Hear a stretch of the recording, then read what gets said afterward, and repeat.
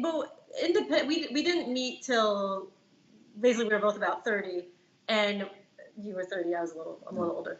And I mean, only like 18 months, not that much. But we both were always kind of travel in a way that's when we first met, something we enjoyed talking about.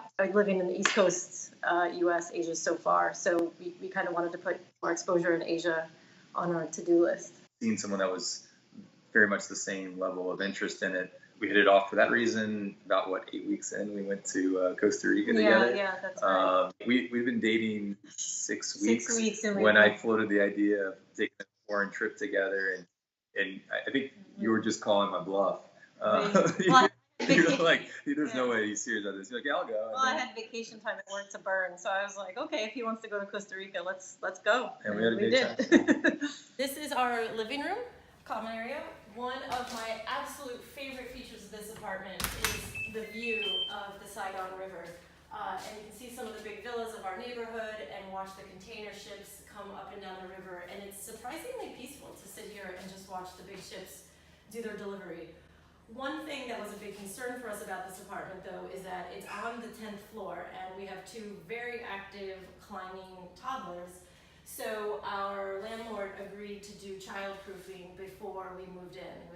As I said, this is the 10th floor, and I had nightmares about moving in. And now we can safely enjoy the view.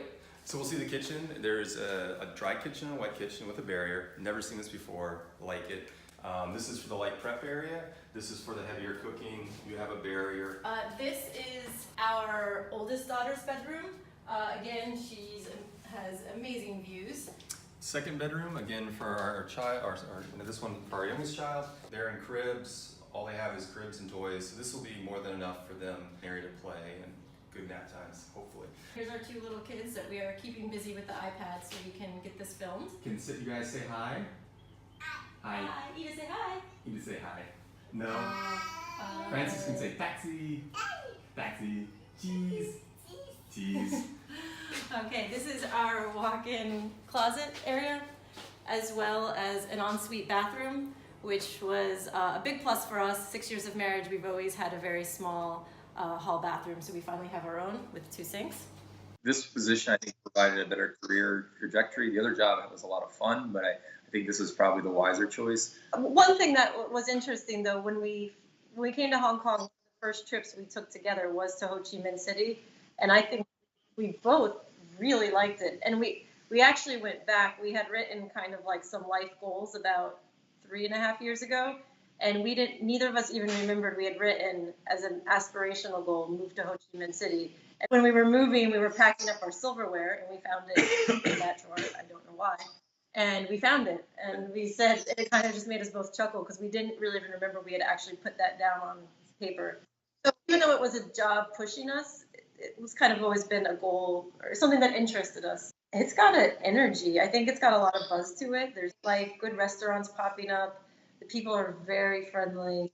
The food is amazing and cheap. Your money goes so much further here. We live a life that we wouldn't live like this in New York or Hong Kong. And we really like the exposure for our girls. I think their story of moving to Vietnam is going to just forever shape their whole life outlook. Our oldest daughter made her, as you said, first trip to Vietnam at 12.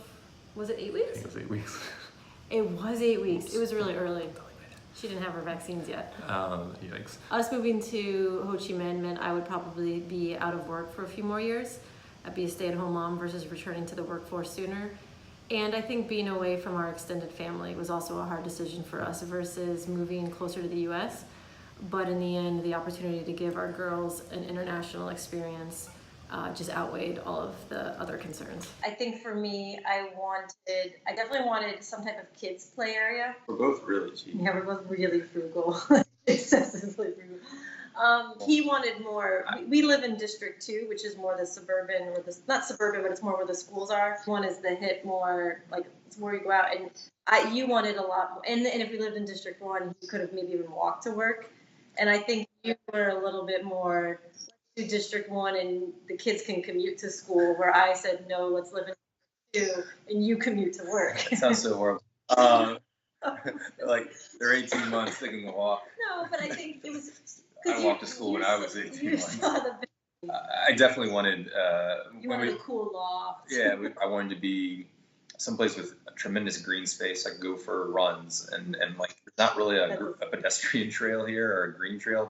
I think so I kept saying, well, the girls can share a room. And he said no. So if something had been really cool, he would have wanted a 2-bedroom. And I was more thinking 3 or 4 because I wanted it, like when we have family come to visit or friends, I like the idea of guest room.